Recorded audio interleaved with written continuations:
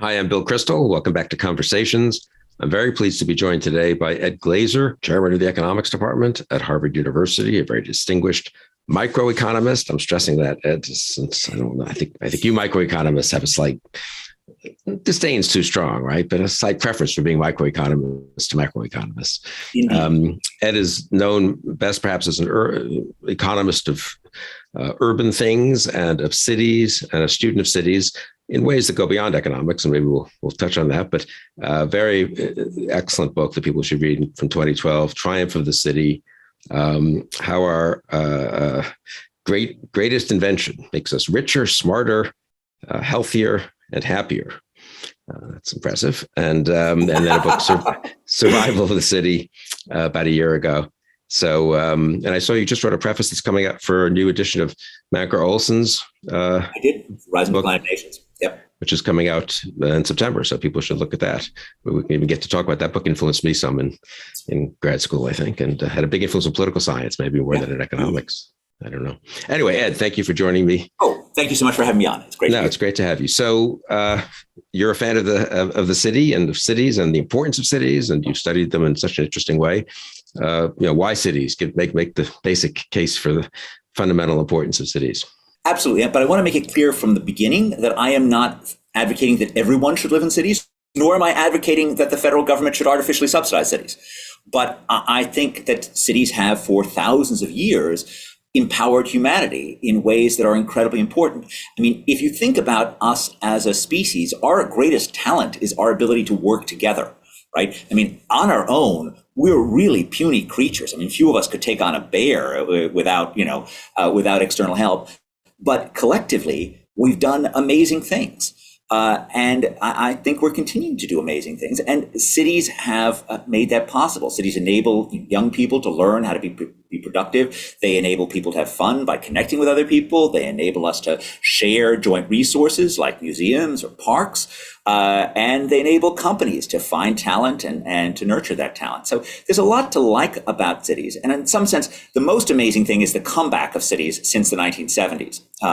But I assume we'll talk about that. No, let's talk about that, because that's so important. And that's in all of our, memories to different degrees and different amounts of memory. But I mean, it looked like cities were in terrible decline. And there were a lot of people who thought it was irreversible. And also people were willing to say, well, it doesn't matter so much anymore with modern technology.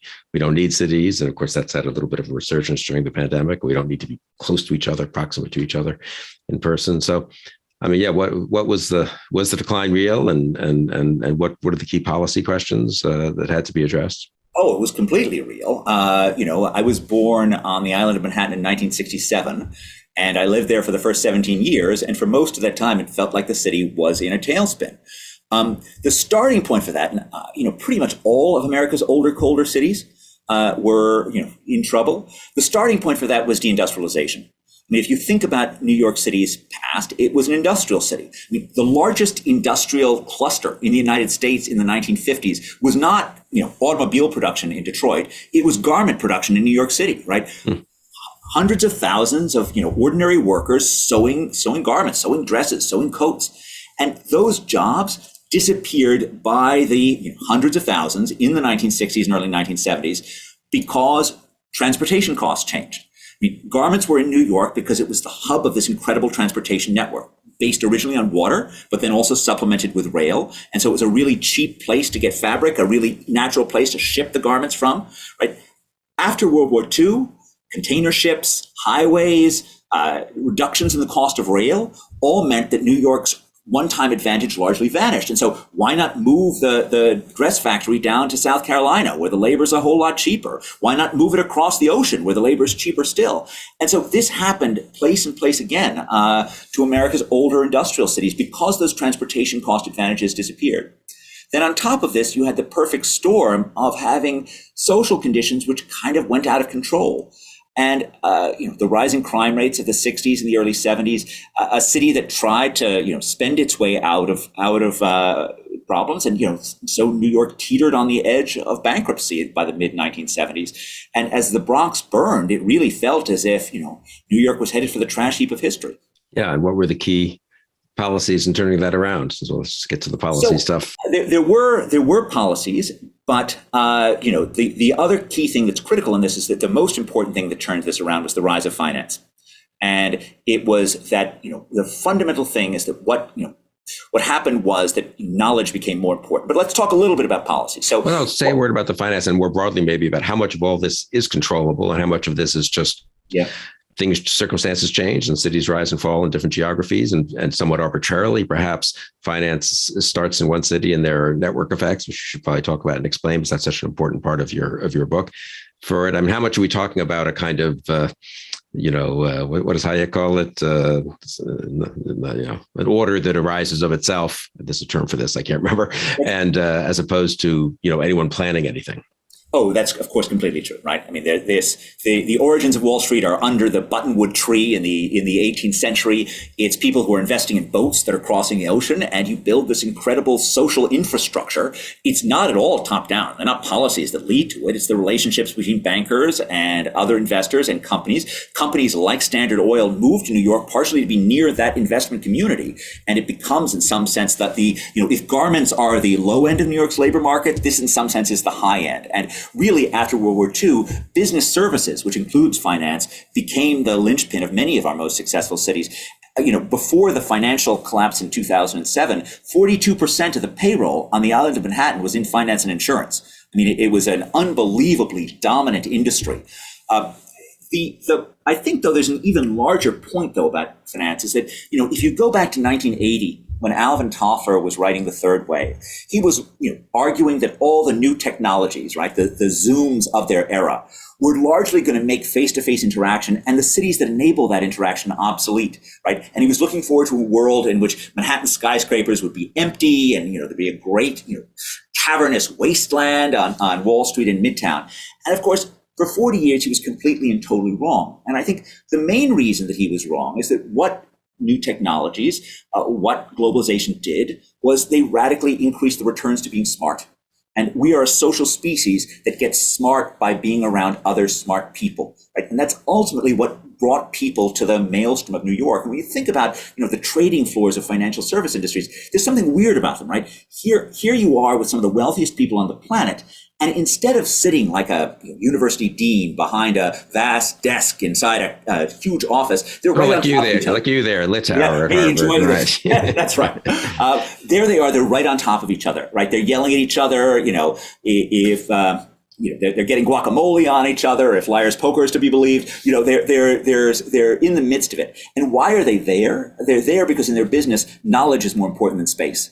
And that's in some sense why the city came back on a very high level, that, as you had these changes that just meant the returns to being smart were so much higher, knowledge became more important than space, and people were willing to put up with the inconveniences of being in the city in order to be close to one another. Of course, there were other things that really mattered, like the reduction in crime. You think of the things that are more government caused or government responsive to government policies, do you think crime was the biggest? And just looking at, and as we go today, do you think it's one of the biggest threats? Because you hear a lot about worries about sort of a resurgence of a 70s type situation in New York and elsewhere. Absolutely. I think crime is almost assuredly the biggest risk that I see. It's the biggest risk then that was government created, biggest risk now, at least outside of New York. I mean, New York is unusual in that it has its own income tax. For most cities, they don't have the freedom to set higher taxes that would scare people off, right? So at the state level, this is more of an issue, but at the local level, the city government is sufficiently constrained that it's really about deterioration in the quality of life for wealthier taxpayers. And I guess the way that I think about this is that what happened in the 70s is you had a combination of people being more mobile than ever. Highways that had opened up the suburbs. As we discussed earlier, container ships, trucking made it easier to relocate the factories. And so you had firms and you had talented people who were incredibly mobile. At the same time, you had a bunch of city mayors like John Lindsay, right, who saw historic inequities, and those inequities were there, but he decided it was the job of city government to end those inequities, and he decided he wanted to do it by forcing the rich to pay more. Now, the problem is the rich can just flee, and if and they decided they wanted to deal with police brutality by just reducing the amount of policing that was going on, by reducing the amount of public safety that was being created.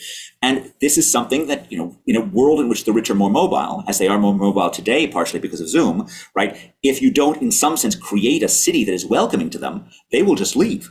And that's, in some sense, what I worry most about today is a repeat of the 1970s, where you have progressive dreams, which are in many cases entirely laudable, but colliding with the reality that, the rich businesses can easily get out. Let's come back a little bit to the, as this, assuming we do okay on crime, to the sort of underlying case for cities, necessity for cities, and virtues of cities. I mean, I do think this whole network effects thing, which is a term that's become, I guess, fashionable almost in social science, and we used to have a more technical, perhaps economics basis, I assume.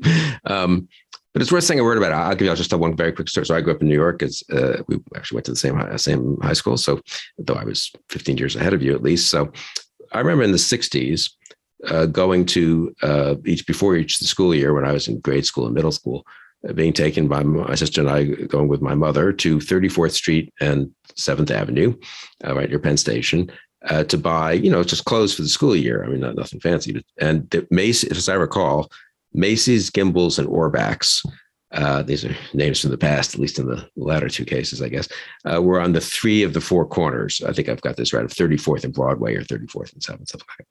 And I remember as a 12-year-old having, sort of vaguely interested, beginning to get interested in things, thinking, well, isn't this a little weird? I mean, shouldn't stores be spread out?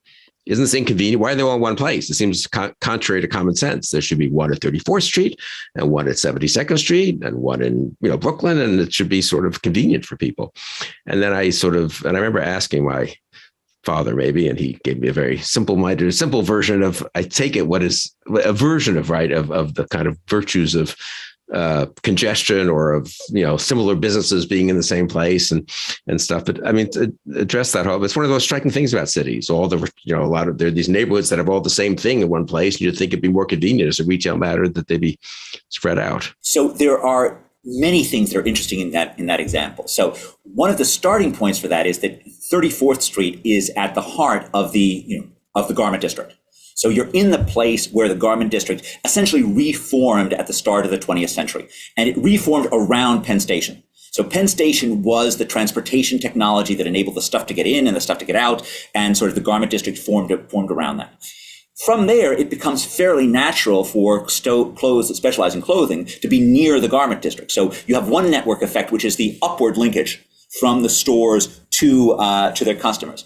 But there's more there, which is if you're going to attract the Crystal family to do their school shopping, right? It's convenient for all 3 stores to be nearby because maybe you're going to come down and you're not going to like what Macy's has. Right. And, as to remind us of that famous, miracle on 34th Street, right? Where the real Santa Claus in the show tells the family that, you should go to Gimbels to buy this, right? Even if Macy's isn't always doing that, they have the capacity to do that, or you have the capacity to do it yourself. And so having that cluster there makes it easier for people to know that that's a destination where you go to search for clothing. An even more famous example that's still present in New York is Diamonds on 47th Street between 5th and 6th, where there is an unbelievable cluster of diamond merchants who are there, who serve partially the role of having a bunch of institutions that they take advantage of, like the Gem Institute that then certifies your diamonds after you buy it. But it's also so that, couples who are looking for engagement rings have lots of options, and they know this is the destination that they want to go to. And these things sort of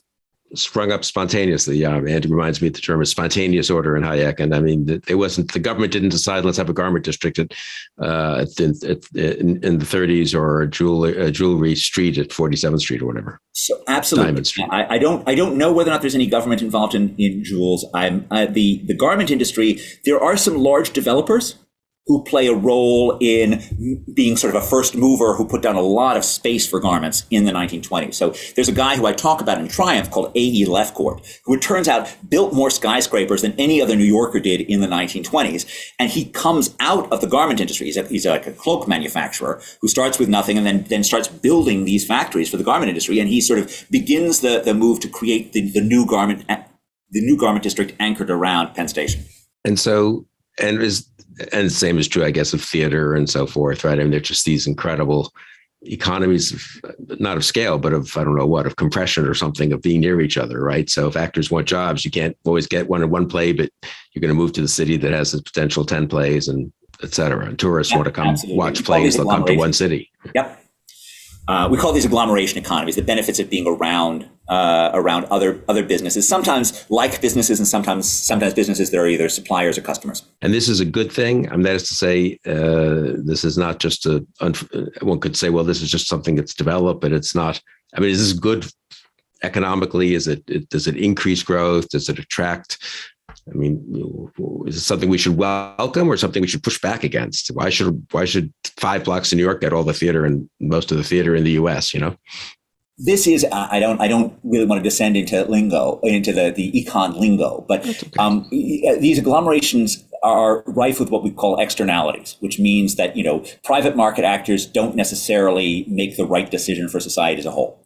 What that means is you can, in fact, have too much concentration, meaning that it would be better if you put some theater somewhere else, but, the first theater isn't going to want to detach. Or you can have under concentration because the theater that would move from the Upper East Side to Broadway isn't internalizing all the benefits that theater would bring to the other theaters.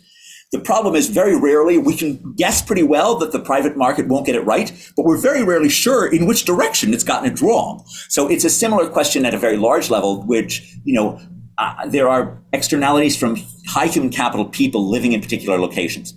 But does that mean I should want to drag more skilled people from West Virginia to Silicon Valley, or stop skilled people from moving from West Virginia to Silicon Valley? I can't tell you the answer to that. And at least for me, I've always said that that's another good reason why we probably want a federal government that's spatially neutral, that doesn't actually play favorites with one area, doesn't actually try to create these clusters, but doesn't try to stand in their way either. I think it's yet another case for, modesty in terms of what we think the federal government should try to do. But actually, historically, these cities and these agglomerations, whether it's New York City or Silicon Valley, do correlate, it seems to me, in a very simple-minded way with innovation and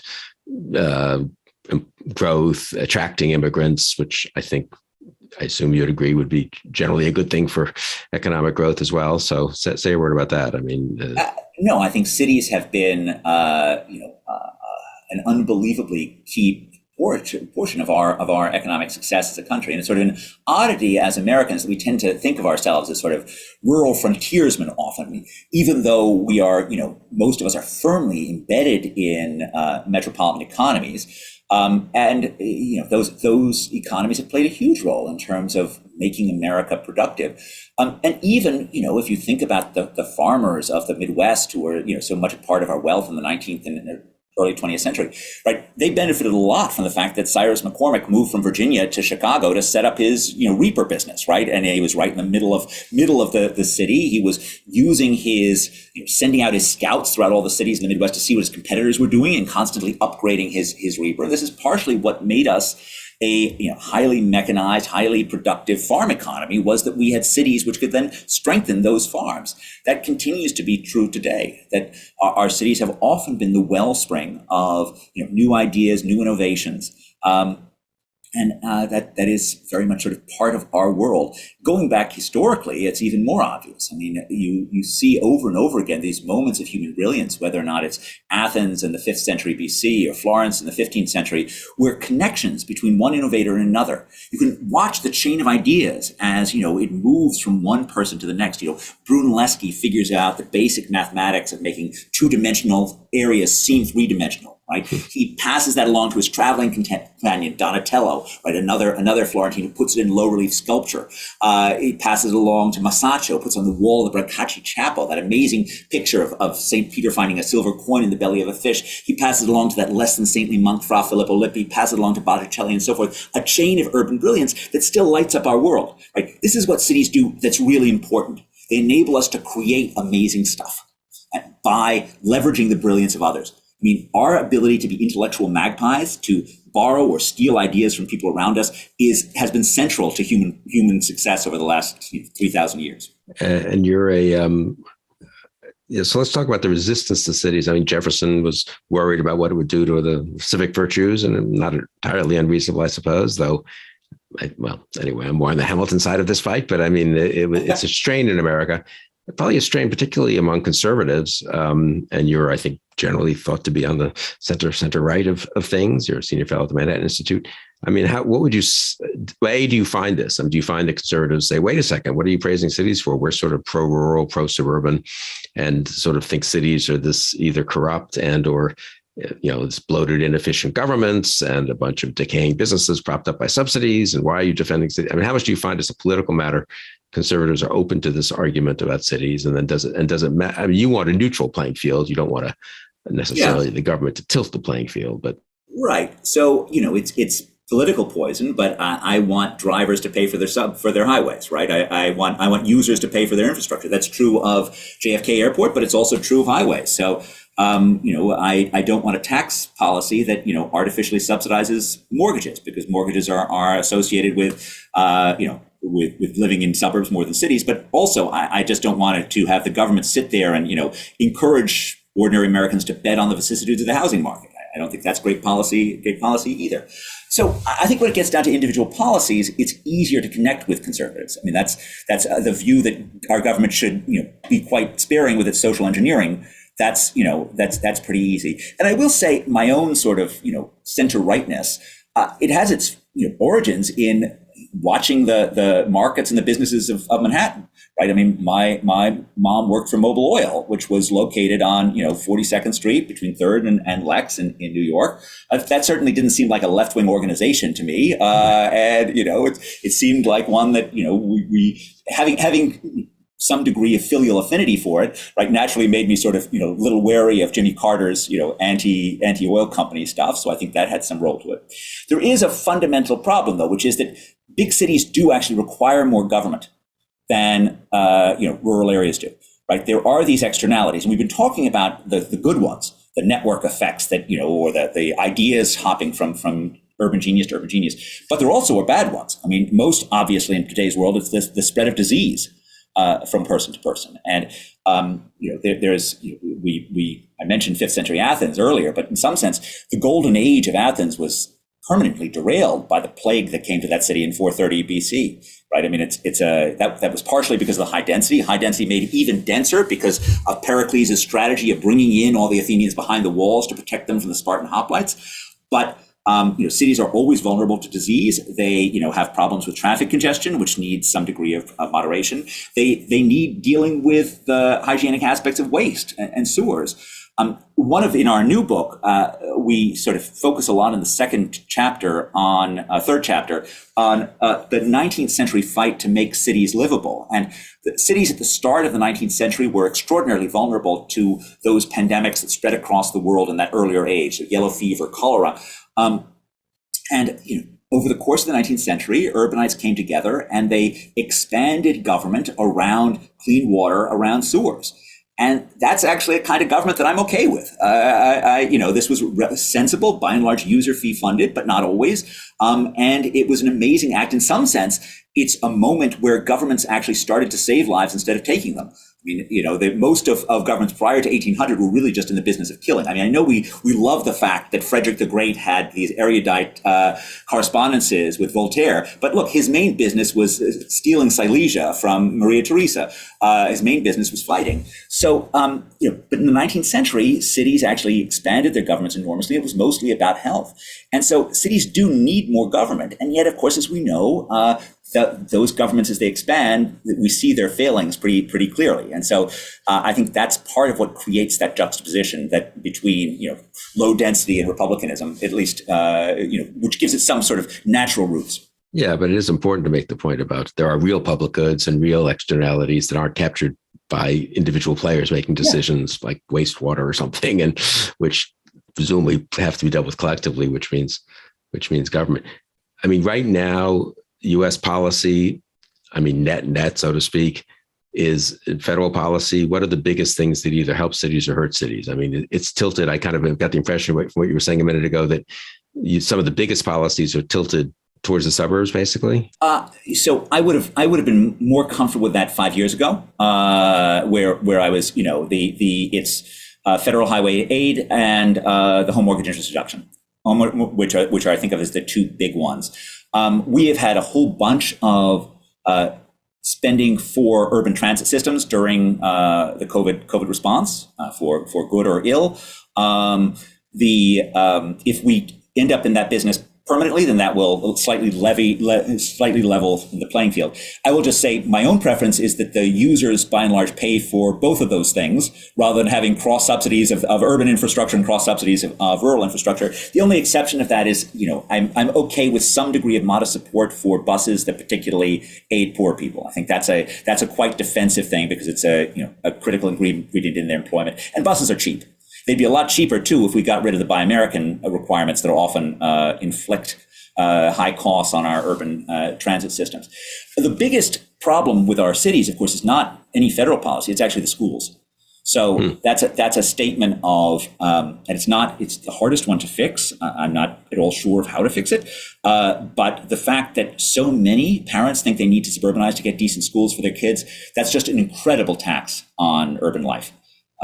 Yeah, that's such a good point. It's a kind of an obvious point. I mean, in a way, right?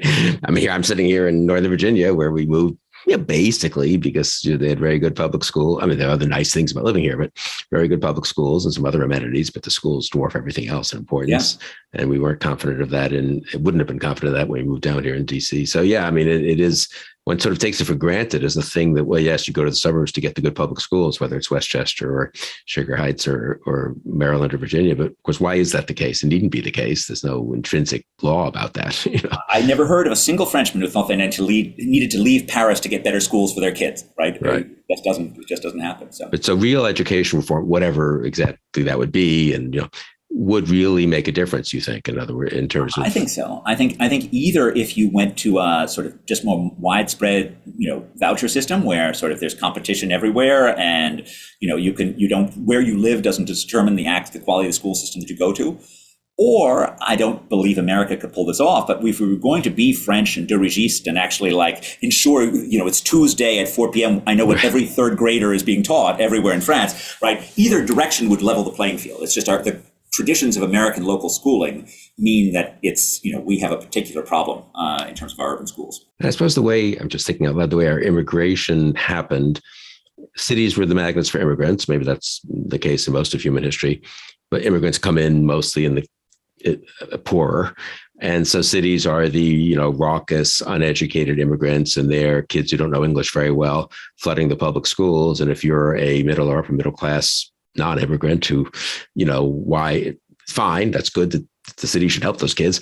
But you know what, I'll just go to school here in a slightly, more sedate and less challenging environment in the suburbs, right? And that must have something, that's sort of historical. Is that an accident that cities are so much the magnets for immigrants, or am I overstating it? Or no, you're correct. And I want to just add to it, cities also attract poor people because of their public transportation technologies. Right? That in fact, you don't have to own a car for every adult, which is unfortunately what you actually need to have mobility in much of America's suburbs to get around. And so whether or not you're a poor immigrant or just a poor family, cities enable you to access jobs without owning the automobiles. So that's another force which pulls poor people into cities. Or put conversely, rich people move to the suburbs first because they could afford the cars that were required to make them accessible. And so if cities are going to disproportionately attract poor people, then that's going to create challenges for the school system that need to be, that in some cases will just lead the rich to exit. And that's what certainly has happened sometimes. I was struck in, I think, one of the books you're somewhat critical of Jane Jacobs, who I read as high school, early college, and we sort of liked. I think I was supposed to like that. There was a left-right agreement that Jane Jacobs's criticism of Robert Moses and all this, and for me, as a more conservative type, it fit into a certain kind of, again, critique of the fatal conceit of Robert Moses thinking he could plan everything. But you're not such a big. Say a word about what Jane Jacobs argued. Maybe it's a very famous book. I'm not sure it is as famous anymore. It was sort of a big deal when I was in college, but. Was it called The Life and Death of America? Great American Cities. The Economy of Cities is also good and also influenced me enormously. A Life and Death of Great American Cities is in many ways a great book, right? Most ways, in fact, it is a great book. This is from what, the early 60s, I think? 61, I think. Yeah, I think that's right. Its description of, the ballet of street life is extraordinary. Its, understanding of what's great about neighborhoods like Greenwich Village is fantastic. Her, ability to understand the Corbusier inspired public housing projects of the 1950s were headed for disaster. It was great, partially because they just didn't build on a human scale. They were guilty of one of the two great sins of city building, which is monumentalism, building for the sake of the structures, not realizing that the real city isn't made of concrete; it's human flesh. And unless the buildings wrap around humanity's needs, they're completely useless. And Jane Jacobs was absolutely peerless on that stuff.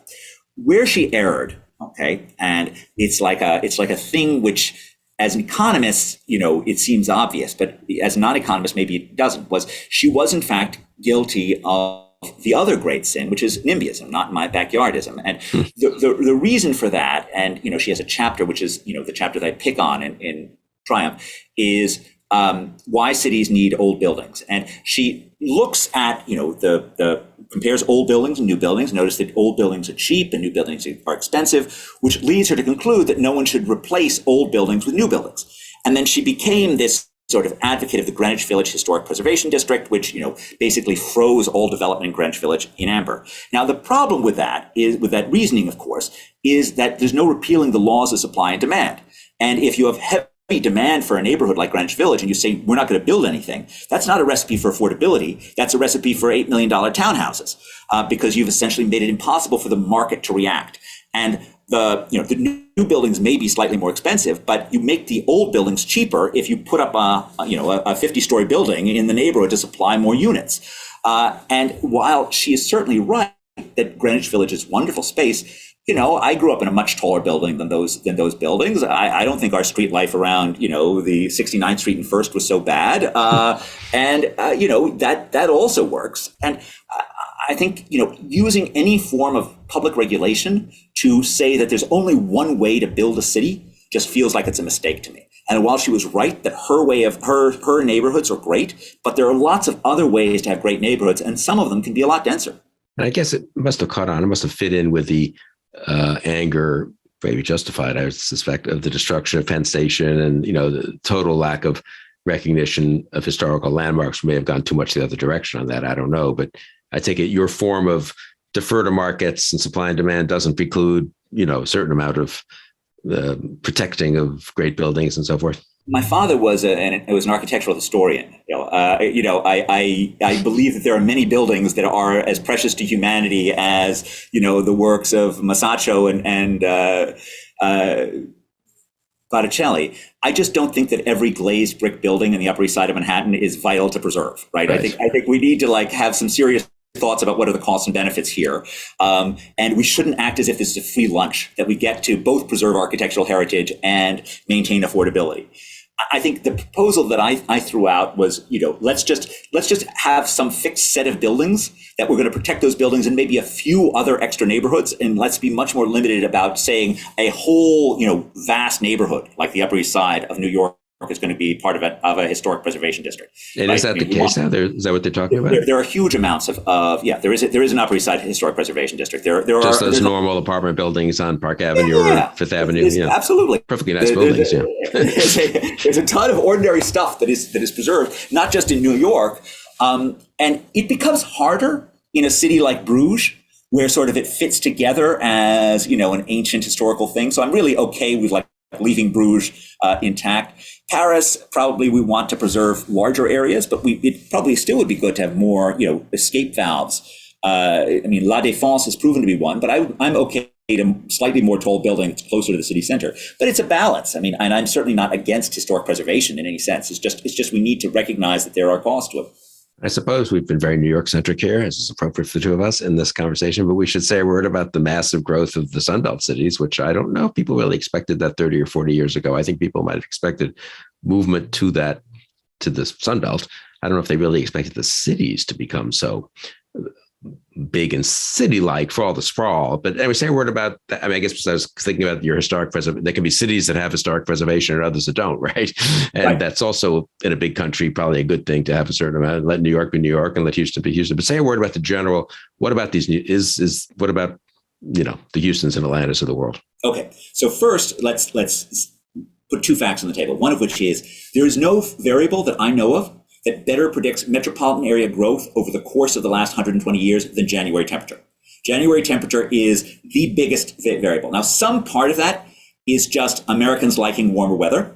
And I will say, as someone who's lived in New England for the last 30 years, I think it shows an awful lack of character. But, de gustibus non est disputandum, right? There's no argument with taste. They are what they are. As an economist, I'm bound to respect it. I respect them. But on top of that, there are other public policies that go along with this. So if we think about the South in 1950, not California, the South in 1950 is still, the Jim Crow South. And, if you go back and watch In the Heat of the Night, right, that marvelous movie with Sidney Poitier from the 60s, right? This is a movie about a northern industrialist building, I think it's a textile plant in Mississippi, right? And, all sorts of bad things ensue, which, suggests some of the things that might have been restricting development of the South. Now, over the past 70 years, the South has gone from being relatively anti-business to being relatively pro-business, right? I mean, it's the place of right-to-work state. It's the places that have, and the work of Tom Holmes at the University of Minnesota looks at counties on different sides of state lines where you have right to work borders, and shows huge added industrial growth after 1947 in those counties, in those states that have been pro-business. The other right thing to work being a very important part of pro-business as opposed to taxes or all the other stuff. Okay, so we've got 50 states. Yeah. All of them have a cocktail of policies. Right. It is very hard to say that it's right to work versus lower taxes versus something else, right? We know that all of these things tend to go together, but it's very hard to, parse out which is the most valuable. We also have pro-housing policies, right? You don't understand why Atlanta, Dallas, Houston, Phoenix have added so many units since the last 30 years without understanding that they make it incredibly easy to mass produce housing. And that's sort of part of the magic. The second fact is that, if anything, that Sunbelt trend has been magnified over the last 2 years. So partially because people like being outside, partially because probably the more relaxed attitude towards COVID has appealed to many people. It's when I look at the data over the 2019 to 2021 period, it feels like it's, the past 40 years on steroids. We actually, in the paperback edition of Survival that's coming out this fall, we actually have a list of ranking the 50 metropolitan areas that, and how they fared over COVID. 17 out of the top 25 are in the Sun Belt, with Austin, Texas, leading the pack. And so places like Austin that are both relatively pro-business and really skilled, those are, those are the real winners. And Atlanta falls in that category as well. They also are pretty urban. I mean, it's not as if these are not, real metropolitan areas with really dense cores that have real network effects that are going on in them. Even if your average Houstonian may think of themselves as being a cattle rancher, they really are living in one of the world's great metropolitan areas, great urban areas. Yeah, it's interesting about Austin and Atlanta. I mean, it's sort of like the ideal thing is maybe to be a bluish city in a red state with pro-business policies and affordable and easy housing. But if you're the type of person who wants more of a culturally left, let's just say, experience and environment, you get that too, right? Austin, I think, is especially if you're a university town. That's one of the things that I never would have predicted, that being a university town. Am I wrong about this though? Turns out to be kind of a big plus in economic development. Absolutely, for both growth and wages. Enrico Moretti of Berkeley, he pioneered the use of land grant colleges prior to 1940 to sort of look at the impact of having skilled workers, and they're very predictive of success. Having a land grant college prior to 1940, it's directly skilled workers, but it's also after the Bayh-Dole Act of 1980 makes it possible to commercially license research that was funded with federal dollars. You have an explosion of businesses around university towns in industries that are related to their traditional research expertise. That's from work of Naomi Hausman. That's so interesting because, I was I'm trying to remember when I was in high school in the Ann Arbor, Madison, we thought they were kind of fun places because they were college towns, and if you're on the left, they were lefty places. I don't know that one thought they were particularly going to be the hubs of any great new businesses. It's interesting if that legislation, which I had never really thought about for a second, it's a good case study, right? And how the unanticipated consequences, maybe they were anticipated, I don't know, but I don't imagine they really were, when they thought, well, people should get a little more of the benefits of this research, and that it leads to, the MIT area, which was a dump, certainly when, becoming a huge boom area. I mean, this wasn't urban. I guess what I'm trying to say is this wasn't an act of urban policy. It was an act of, I don't know what it was, of letting people, well, yes, monetize their research, right? So yeah, I think there was no question that they thought of it as economic policy as well. I think they thought that it was going to help American growth. I don't think anyone thought about like the urban implications of this. That's not part of. I mean, and you're right. I mean, MIT is Boston's land grant college, so it's the classic example. And there's no question, it has been an economic engine for this region in a big way. Yeah, it's interesting. And say we're immigration, just while we're on sort of my favorite hobby horses of our foolish policies. From the point of view of what you study, I mean, I take it the cities could use and welcome lots more immigrants well, I won't put words in your mouth. You tell me. And should they be all, the PhDs who are being sent back, or could they also be people who want to work hard and start off as in restaurants? Look, I think immigrants are good for cities and cities are good for immigrants. I think both of these things are true. They're traditional ports of entry into the U.S. Urban services benefit from having immigrants who, may be working, but they may end up being entrepreneurs in, ethnic products. I mean, that's also a thing which makes cities rich, is having a great, cultural landscape, a kaleidoscope of different cuisines in them. So I think having a more permissive immigration policy would be fantastic, and I agree with you. It's both at the top end of the skill distribution, but I would do a lot more at the low end as well. And I also just, I am just keenly aware of the incredible privilege of being an American. And just some part of me makes me uncomfortable when I shave my face in the mirror of thinking that I really want to fundamentally deny that privilege to another person. Right? I mean, my father came to New York in '64 from Germany, and I wouldn't exist if we didn't allow immigrants. Right.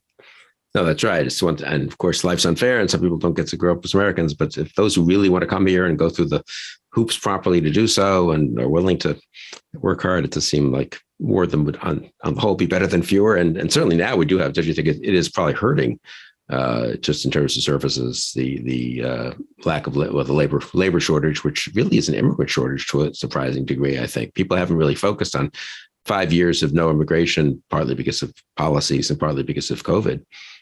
Makes a big dent, right? You really see it in the leisure and hospitality data, right? Over the last 2 years, we've had, we've had first a huge decline in employment, then a modest comeback, and wages are way up in leisure and hospitality, which tells you that there was we have a real labor supply shortage in this area, and that's in blue states in particular, right? In red states, actually, there's been less of that. In general, there's been less of a great resignation in red states than in blue states, immigrants tend to be disproportionately in those industries in blue state cities like New York. Since you're an actual real economist, and in addition to being a specialist in these particular areas, since you mentioned the Great Resignation, I can't resist asking you about that since everyone talks about it. I mean, what's your take on this sort of the whole question of what is that really about? Is it temporary? Is it bad? Is it good? Actually, why should people who are 62 years old go back to work for 3 more years? They may not ever go back to work. I think there's been two phenomena which are often merged together.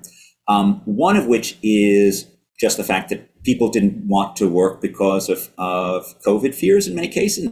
That's probably one of the reasons why the blue state, where COVID fears were much greater than in red states. And also there was a lot of federal money slashing around the system that, meant that people weren't broke. Those feel like largely temporary factors. That doesn't mean that the 62-year-old is necessarily going to go back to work, but it does mean that most of the 35-year-olds are. But I want to put this in a sort of larger 55-year perspective, right? So when I was born, only 5% of prime-aged males were jobless. And of course, prime age is the census definition, which is 25 to 54, which as a 55-year-old, I take great offense at. But yeah, that's terrible. 5% were jobless. Over the past decade, more than 15% have prime age men have been jobless, right? That's a tripling. And it's not something that's spatially neutral. It's actually not a particular urban phenomenon. In fact, cities are relatively good at providing jobs for less skilled Americans, particularly in industries like leisure and hospitality. It's particularly a phenomenon of America's eastern heartland, sort of a belt of states that begin down in Louisiana, Mississippi, run up through Appalachia, and ends up in the cities of the Rust Belt. I tend to think that long-term joblessness is much, much worse than being, working and earning lower wages. I think there's good data that backs that up. If you look at the happiness data, if you look at suicide data, right, long-term joblessness, especially for men, is associated with really bad outcomes. And I think this is, in some sense, prior to COVID, I was very clear that I thought that this was America's largest unsolved social problem. Wow. And that has not gone away because of COVID. And typically what happens is you have an increase in joblessness during a downturn, and then, you have a partial comeback during the recovery. And I think this is something that we should be worried a lot about, is how to make sure that more of our adults are able to get the things that you get from work, which are, not just earning a paycheck, but social connections and a sense of purpose. And all the UBI in the world, all the universal basic income in the world, will do nothing to give people a sense of purpose and nothing to give them a sense of social connection that you get from a job. And I understand there are a lot of tech entrepreneurs who have a story about how their uncle gave them a chunk of money and that gave them the freedom to start their startup, and now they're worth $3.5 billion. That's like two guys, okay? The normal human beings, when you give them extra money, as we learned from the negative income tax experiments in the 1970s, work less, and that typically means they watch more television unless they're younger, in which case they do more gaming. So, this is not a recipe for economic dynamism, and it does feel like it's a recipe for just exacerbating this problem of, millions of Americans who are detached from the workplace, detached from other human beings, living lives of misery. I guess the case for work is a mini version of the case for cities, right? That there are these sort of, as it were, positive externalities, both for the individuals themselves in terms of family life and self-respect and opportunities to learn new things, and also for the surrounding areas, right? I mean, that it's not just a matter of I'm making, plausibly through UBI replicate in some macroeconomic way, right. They could continue to buy food and have medical care and so forth. Yeah. Most of us from working bring benefits to other people that are not entirely monetized for ourselves, right? So that's one element to it. We also bring benefits because we pay taxes and we don't, consume public benefits. There's even the thing that roughly about 35% of long-term jobless men live on their parents' couches, live with their parents. And so in some sense, the parents, most of those parents did not get to be consulted when that person quit their job. And so, in some sense, you're helping the parents out as well by being pro-work. Yeah, that's good for that. Let's talk about housing policy as we kind of last 10, 15 minutes here, since that seems to be one of the key, you've measured crime and education. Those seem like very big policies, but on the more sort of strictly economic side, I guess, housing policy maybe is the biggest, question mark over cities, or and this differentiator between cities, and NIMBY and YIMBY, and it's become a pretty live issue just in the last few years. I feel like it was sort of a little bit obscure a decade ago when when we had a financial crisis and everyone was thinking much more about should the Fed keep zero interest rate policies forever, but how damaging, if they are damaging, our economic policies? What's our housing policies? What's sort of the core mistake, if there is one? Are some cities much better than others, et cetera? So historically, Americans have moved to places that are more productive. Historically, that has been enabled by the fact that no one said that you couldn't build a log cabin in Iowa in 1880, or put up whatever house you were going to put up there, or stopped you from moving to Los Angeles in 1910. Typically, we have made it very easy for people to build housing in productive areas, and Americans have moved to places that are more economically dynamic.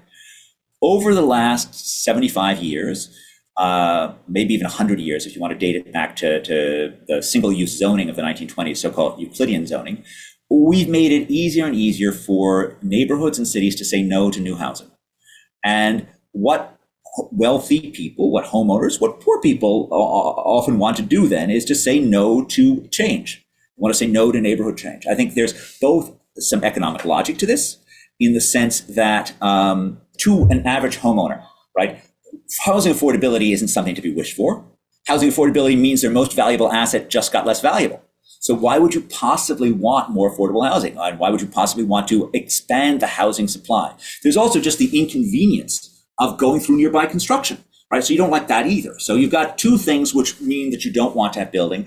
Plus, there's probably less rational aspects, which are, I just fear the change, right? There's lots of evidence to suggest that human beings, think that something bad is going to happen, and then their life is going to be incomparably worse. And yet we are a very adaptive species. And at the end of the day, like when you put up the new apartment complex at the end of the street, we're still fine. And it didn't really make much of a difference in our lives. And I think both things are going on.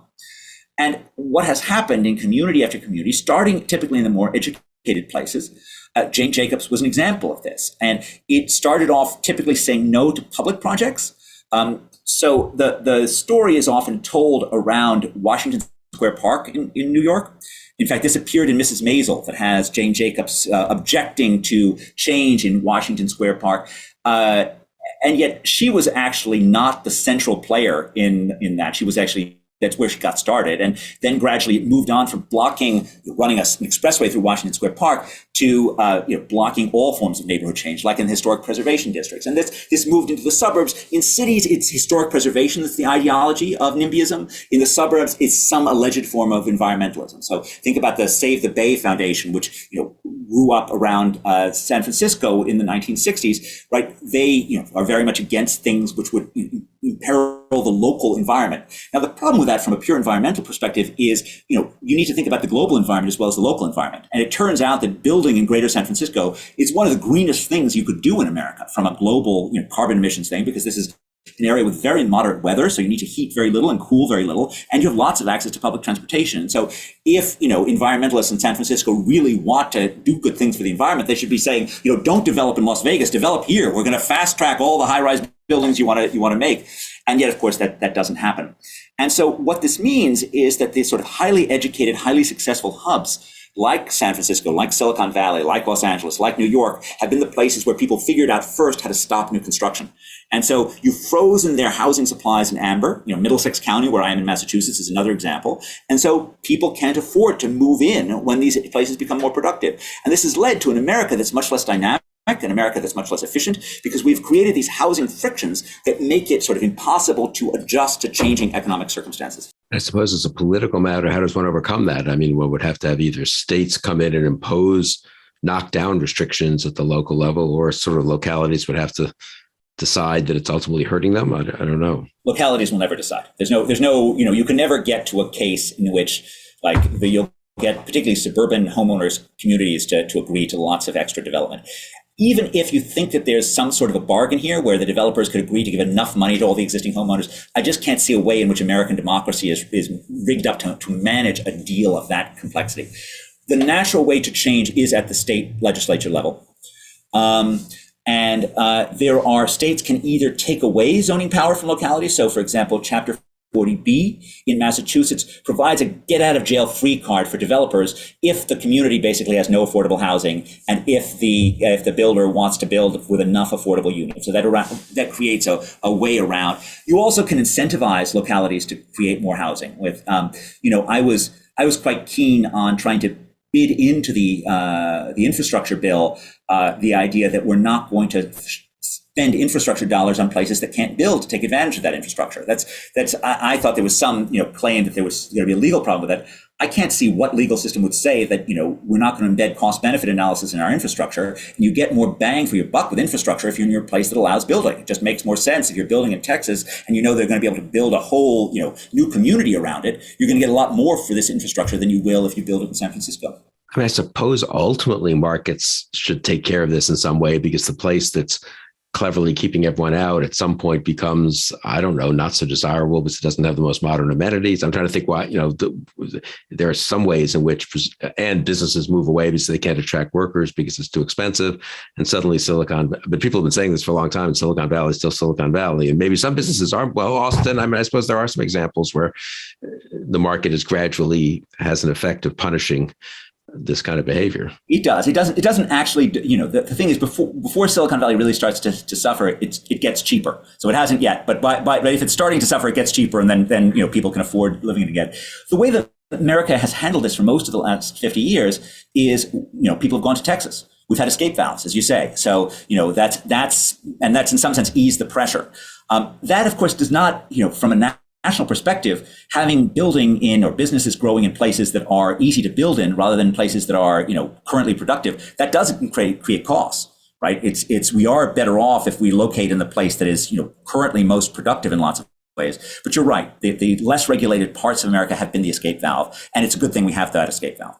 And I suppose, as you say, it might be ultimately slightly more efficient in a way to be building where there's already the good workforce. But you could argue from a national point of view, it's not such a bad thing to have the exit to places that have heretofore been underdeveloped. It's been good for the South to have all these auto plants with high paid jobs.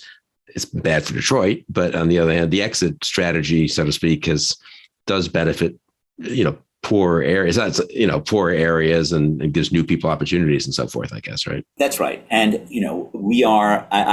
I believe in competition among firms, and I believe in competition among localities as well. And I think there's something very healthy in America that you have this sort of constant competition among places. This actually takes us back to Manker Olson, who you mentioned. Yeah, I was just going to end with that and ask you to say a word about Manker Olson, who I feel like was a big deal when I was in grad school. I guess it might have been mid-late 70s and as a young professor. And maybe he still is. I don't have the sense people cite it as much. And say what the core argument of the book is and why you decided to write a new introduction and so forth. So the core argument of the book is in stable societies, you have coalitions, rent-seeking groups, to use one of those phrases, that arise, which basically figure out how to use the tools of government to restrict competition and protect what they've got.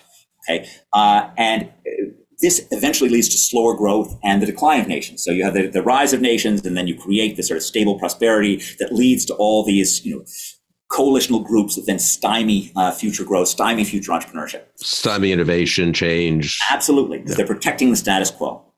Now, when I read this book later than you did, right? So I read this book in 1990 rather than in 1980, because I read it in graduate school as well, rather, which is, 8 years after it was written.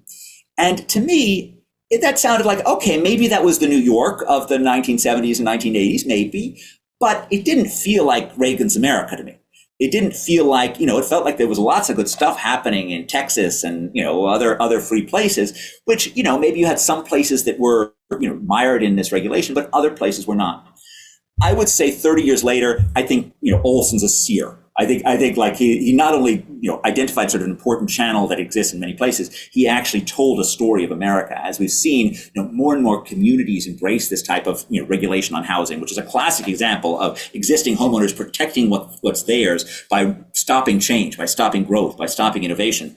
But also occupational licensing, right? The proliferation of, rules that stymie entrepreneurship, and you raise the issue of immigrant entrepreneurs in cities. I think it's a national, embarrassment that we regulate the entrepreneurship of the poor so much more strictly than we regulate the embarrassment of the rich, the entrepreneurship of the rich. I mean, if you're some, Harvard College student who wants to start your internet phenomenon in your Harvard College dorm, right? You can have 1 billion users before there's a regulator that knows you exist. If you want to start a grocery store that sells milk products 6 blocks away, you've got 15 permits to get through, right? Because the less educated tend to innovate in real space as opposed to cyberspace, and that's just makes it much more difficult to evade the regulations. And this is, again, a sort of a quintessential example where most of those regulations do very little good. They do protect insiders from competition. For example, one of my pet causes on this was freeing the food truck, right? So I love food trucks. I've eaten in food trucks outside of my office for the last 30 years. I think it's a great form of urban entrepreneurship. And yet it's one that's regulated in city after city. I remember sometime 15 years ago, I was on an NPR show where there was some woman who had a food truck called the Pink Flamingo, and it's got an exclamation point after the O.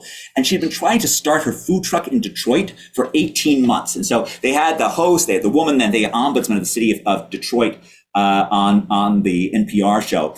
And first of all, the fact that like Detroit is saying no to any entrepreneur is just crazy, right? I mean, like they should be welcoming anyone. The only constituency that doesn't want food trucks in Detroit is just the existing restaurateurs. So it's just protecting the existing people. But the priceless thing is at the end of the hour, after this poor city ombudsman has been beaten up by the woman, beaten up by me, beaten up by the host, beaten up by every caller, he says, "Look, lady, just go ahead and start your food truck. We're never going to catch you," which I thought was. I guess Olson's book is later than I realized. It was early 80s. I guess he'd written articles that people like me that we had read. And it was sort of a theme almost of a certain type of social science, not somewhat neoconservative, you might say, but also on the left, I'd say that the stagnation was a threat and innovation was being stifled. Interest group liberalism, Ted Lowy, some of that stuff was similar to that everything was kind of the whole New Deal structure had become so embedded and stuff.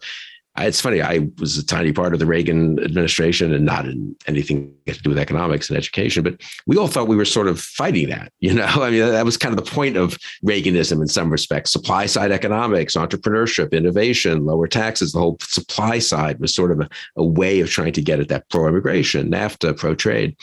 I guess what you're saying is that did not actually shape the next 30 years in major parts of policy, though, right? Well, we don't know. It could have been much worse, Bill. I mean, I think that's true.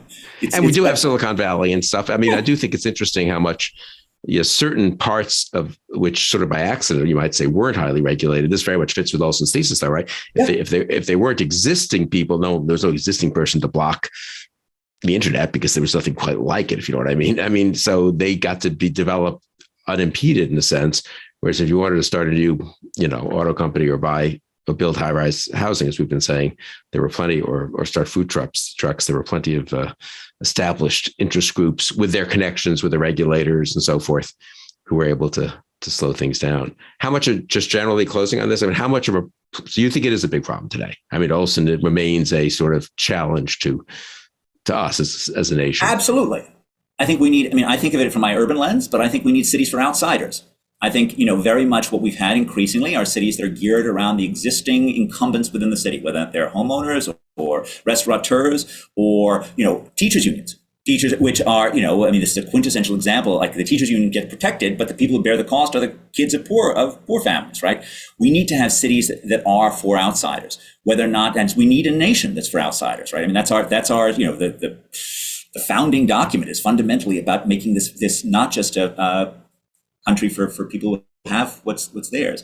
And that to me means taking on, the threats that Olson identified 40 years ago and continuing to fight hard as you did in the 1980s. Yeah, we didn't do, I don't know, I hope we did a little good. I mean, one problem today, I suppose, is politically sort of each party in its own so slightly odd way is not really on board this pro-innovation, pro-growth, pro-openness, globalism, to use the term, local versions of globalism, innovation kind of agenda. So the left suspicious of the capitalist side of it, and the right suspicious of the innovative side of it, I guess, right?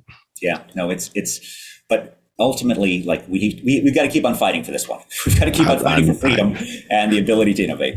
Yeah, no, I'm totally with you. Well, we'll have to have another conversation actually about the somewhat interesting aspects to this way of thinking about the economy and about the society, really, that I'd love to continue this conversation. But Ed, thank you so much for taking the time today. People should go out and read the Triumph of the City and the Survival of the City and the new edition of Olson's book, which you have the preface to, and that's out just next month. Is that right? September 2022. That's great. So Ed, thank you for taking the time today. Thank you very much, Bill. It was really a complete pleasure. Oh, great. And we have really enjoyed it. And thank you all for joining us on Conversations.